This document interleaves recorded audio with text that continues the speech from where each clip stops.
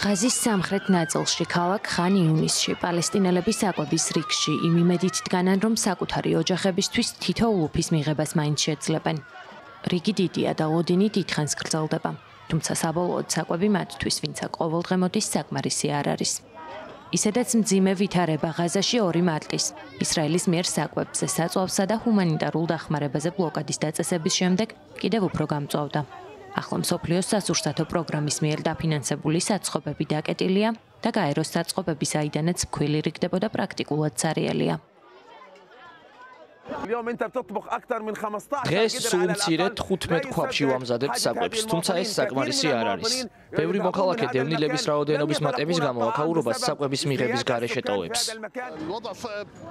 შემოსასვლელების დაკეტვის გამო ძალიან მძიმე მდგომარეობაა. დახმარება არ არის, ვითარება სავალალოა, არც საჭმელი, არც სასმელი და არც მათი მოპოვებისთვის არანაირი გზა. მთლიანად ქველმოქმედებას ვეყრდნობით. ისინი ბრინჯს და საკვებს გვაწვდიან. დახმარება არ შემოდის, ყველაფერი მიუწვდომელია. გაეროში აცხადებენ, რომ ასეთი მწვავე ჰუმანიტარული კრიზისი ღაზაში საომარი მოქმედებების დაწყებიდან პირველად არის.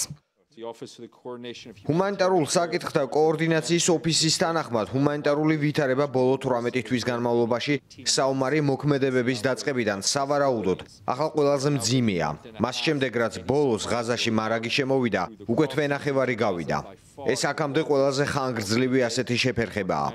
ჩვენი კოლეგები, რომლებიც იქ ჰუმანიტარული მისიით იმყოფებიან, აღწერენ თავდასხმების მატებას, რასაც მშვიდობიანი მოსახლეობის მასობრივი მსხვერპლი და ხალხის სიცოცხლის გადასარჩენად საჭირო დარჩენილი ინფრასტრუქტურის განადგურება მოაქვს. ამის ნაწილია ისრაელის გუშინდელი საჰაერო თავდასხმა ქალაქ ალ-ახლის საავადმყოფოზე. ღაზის ჩრდილოეთ ნაწილში ალ-ახლის საავადმყოფო 13 აპრილს დაიბომბა. ჯანდაცვის მსოფლიო ორგანიზაციისთვის საავადმყოფოს ხელმძღვანელობის მიერ მიწოდებული ინფორმაციით განადგურდა სასწრაფო დახმარების განყოფილება, ლაბორატორია, სამედიცინო აღჭურვილობა და მედიკამენტები. სამედიცინო დახმარების შეფერხების შედეგად დაიღუპა მცირეწლოვანი პაციენტი. საავადმყოფო იძულებული გახდა 50 პაციენტის სხვა სამედიცინო დაწესებულებებში გადაეყვანა. 40 მძიმე პაციენტის გადაყვანა კი ვერ მოხერხდა. საავადმყოფოს დაბომბვის, მიმღებისა და სასწრაფო დახმარების განყოფილების სრული განადგურების შემდეგ ჯანდაცვის სისტემა წყობრიდან სრულად გამოვიდა. ჯანდაცვის სერვისების არარსებობის გამო დაშავებულთა რიცხვი გაიზარდა.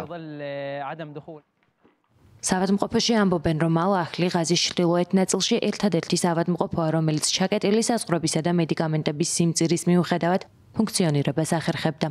მათი შეფასებით ჰოსპიტალის აღდგენა სულ მცირე რამდენიმე კვირა დასჭირდება და ბლოკადის გათვალისწინებით განსაკუთრებით პრობლემური რადიოლოგიის განყოფილებისა და ლაბორატორიის აღჭურვილობის შეცვლა იქნება. კლინიკის სამედიცინო პერსონალი ამბობს, რომ ღაზის სექტორის ამ ნაწილში მოსახლეობა სამედიცინო მომსახურების გარეშე რჩება.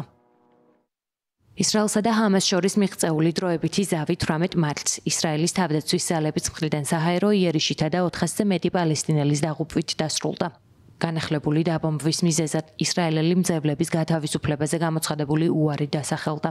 ღაზის ჯანდაცვის სამინისტროს ცნობით 2023 წლის 7 ოქტომბრის თავდასხმის შემდეგ ისრაელის მიერ ღაზის სექტორში დაწყებული საომარი მოქმედებების შედეგად 50,000-ზე მეტი პალესტინელი დაიღუპა. მათ შორის მებრძოლებთან ერთად მშვიდობიანი მოქალაქეები, უმეტესად კი ქალები და ბავშვები არიან.